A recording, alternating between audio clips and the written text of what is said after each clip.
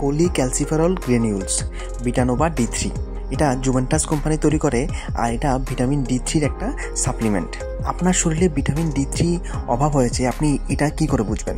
যখন আপনার শরীরের বিভিন্ন অংশে ব্যথা উৎপন্ন হচ্ছে, বা হাঁটু বা পায়ে বা কোমরে কখনো কখনো ব্যথা করে, তখন আপনাকে বুঝে নিতে হবে যে আপনার শরীরে ক্যালসিয়াম অ্যাবজর্পশনটা ঠিক করে হচ্ছে না, বা আপনার শরীরে ভিটামিন D3-র অভাব আছে।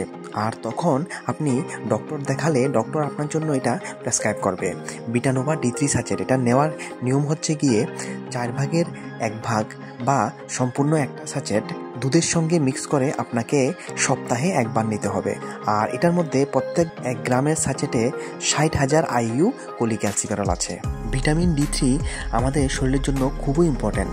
এটা আমাদের ইমিউনিটি পাওয়ারকেও বৃদ্ধি করতে সাহায্য করে। তাছাড়া শরীরে ক্যালসিয়াম অ্যাবজর্পশনে এটা খুব সাহায্য করে। আর শরীরে ভিটামিন D3 কমে গেলে শরীরে ক্যালসিয়াম অ্যাবজর্পশন ঠিকভাবে হয় না, আর হাড়ের মধ্যে বিভিন্ন সমস্যা দেখা দেয়। আর মনে রাখবেন, অনেক সময় ভিটামিন D3-র অভাবে হঠাৎ করে আপনার খুব বেশি চুল ঝরতে শুরু করবে, আর শরীরেও খুব দুর্বল মনে হবে। আর মনে রাখবেন, এই ভিটানোভা D3 সাচেটকে আপনাকে স্টোর করতে গেলে 25 ডিগ্রি থেকে বেশি টেম্পারেচারে স্টোর করবেন না, আর সানলাইট আর মশার থেকে দূরে রাখবেন।